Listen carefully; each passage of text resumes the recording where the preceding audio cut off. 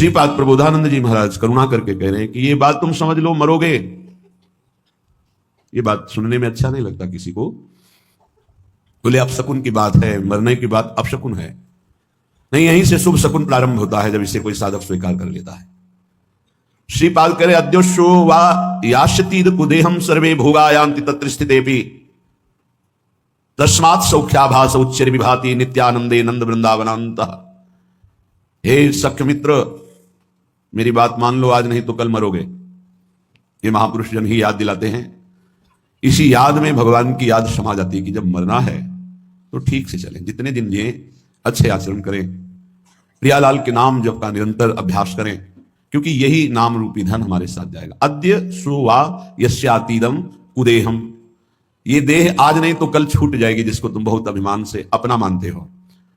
अपना ही नहीं मानते, मैं मानते हो कि मैं जवान, मैं बलवान, मैं रूपवान, मैं गुणवान। कितने दिन के लिए? ब्रह्मा जी की आयु में करोड़ों बार अपने लोग जन्मते मरते हैं एक दिन में।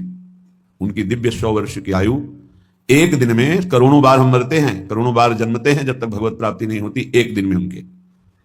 और अधिक ही हो सकता है, कम नहीं।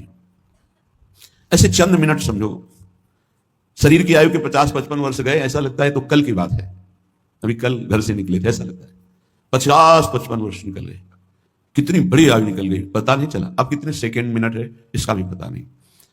जैसे आप अंजुली में पानी कस के कितना भी बांध लो, वो एक समय आएगा कि खत्म हो जाएगा।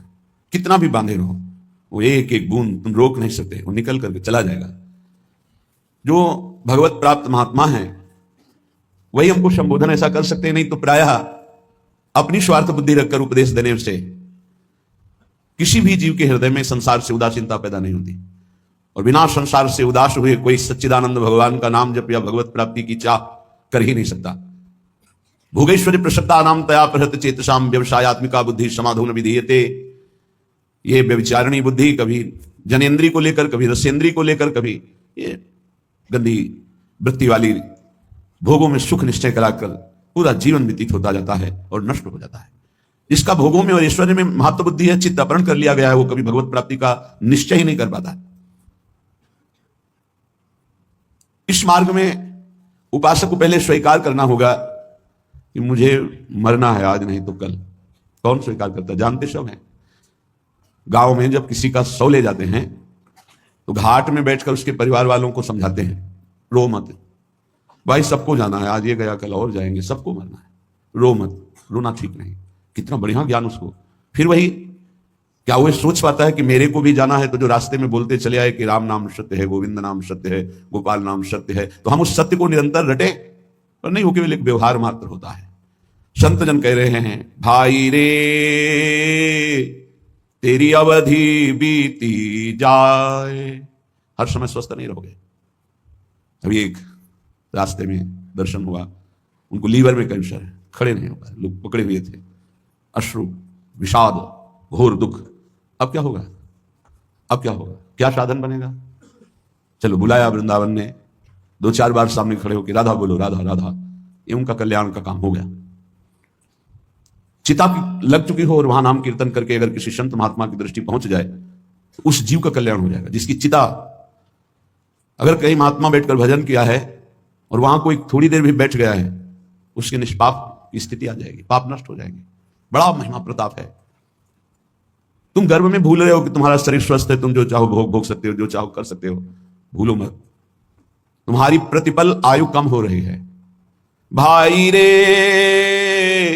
तेरी अवधि बीती जाए, अंजुलि जल घटत जैसे, तारे ज्यों प्रभात, श्वास पूंजी गांठ तेरी सो घटत दिन रात।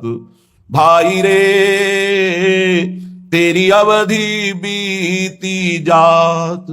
ए भाई, मेरी बात मान लो, तुम्हारी आयु जा रही है। अंजुलि में जैसे जल कितना भी पकड़ो खत्म ही हो जाएगा। जैसे प्रभात काल में तारे तेजहीन हो जाते हैं, ऐसे ही तुम्हारी आयु, तुम्हारी कीर्ति, तुम्हारी संपत्ति, तुम्हारे परिवार, कोई तुम्हारा साथ नहीं देगा। सब छूटेगा, सब एक साथ, एक झटके में सब खत्म हो जाए। तुम केवल अकेले जो पाप पुण्य किए, बस वो तुम्हारे साथ। ये दोनों पाप पुण्य बांधने वाले हैं। एक केवल नाम ऐसा है जो आपका परम कल्याण। नाम रूपी धन लेके जाओगे तो ब्रह्मा भी नमस्कार करेंगे। न्यायाधीश धर्मराज के दरबार में तुम्हारे न्याय की जरूरत नहीं पड़ेगी। नाम जापक को धर्मराज के पास जाना नहीं होता, उसका न्याय स्वयं श्री हरि के दरबार में होता है। वो चाहे 10-20 बार ही नाम क्यों न लिया हो, ध्यान रखना। यदि 10-20 बार नाम सुरक्षित रख सके, वैष्णव अपराध न करे, निंदा न करे, तो वो 10-20 बार का नाम ही उसका परम कल्याण कर देगा। तुम्हारी गांठ की अमृतमयी पूंजी नष्ट हो रही, श्वास, बहुत खतरा है। ये श्वास जो बहुत आराम से ले रहे हो, एक दिन ऐसा आएगा ये श्वास नहीं ले पाओगे। जो आंख से देख नहीं पाते उनसे पूछो, उनको लगता है आंख वाले कितने सौभाग्यशाली हैं, सब देख पाते हैं। जिनके कान की श्रवणेंद्रिय शब्द नहीं सुनती, उनको लगता है कितने सौभाग्यशाली हैं जो सुनते हैं। तुम देख रहे हो, चल रहे हो, सुन रहे हो, बोल रहे हो, खा रहे हो, स्वस्थ हो। अवसर है भगवत प्राप्ति का, बाद में पछताना होगा। यह अवसर है, तुम्हारी श्वास की पूंजी नष्ट हो रही है। जो श्वास नाम में गई वही सार्थक नहीं, सब बेकार, सब बेकार। लाखों बार भोग भोग लो, हर भोग, लेकिन फिर भी वही भोग तृष्णा। क्या माया का खेल है। लाखों बार भोग लो, फिर लगता है एक बार भोग करके देखो कितना सुख मिलेगा। यही मन, यही बुद्धि, ये खा के देख लो, ये देख लो, ये सूंघ लो, ये भोग लो। ये ठग हमारी श्वास रूपी पूंजी को नष्ट कर रहे हैं। हे भाई, जो श्वास चली गई वो दोबारा नहीं आने वाली। इसमें संत जन श्वास का लाभ ले पाते हैं, चाहे वो गृहस्थ संत हो या विरक्त संत। संत कहते हैं जो एकमात्र श्री भगवान को अपना मानकर निरंतर चित्तवृत्ति को प्रभु में लगाते हैं, सद आचरण करते हैं, उन्हें संत कहते हैं। चाहे वो पैंट शर्ट में हो, चाहे वो अन्य वेश में हो। अगर विवेक नहीं है, अंदर से वैराग्य नहीं है, भगवत चरणारविंद का चिंतन नहीं है, तो पाखंड है, चाहे जो हो। बिन विवेक वैराग्य भक्ति बिन सत्य न एको मानो, भगवत विमुख कपट चतुराई सो पाखंड नहीं जानो। पाखंड का स्वरूप न विवेक है, न वैराग्य है, न भगवदाकार वृत्ति है, केवल पाखंड ही पाखंड है। और ये बहुतायत कलयुग का प्रभाव फैलाएगा, कोई बिरला पाखंड से बच पाएगा। पाखंड कहते हैं पाप का अंश, पाखंड पाप का अंश, पाप का अंश पाखंड कहलाता है। हम निष्पाप वेश धारण किए हुए हैं, आचरण पाप का करते हैं तो पाखंड है, दुर्गति होगी। निष्पाप मार्ग के पथिक हैं, भूली न देह कुमारक पाऊं, थोड़ा भी पाप तो पाखंड है।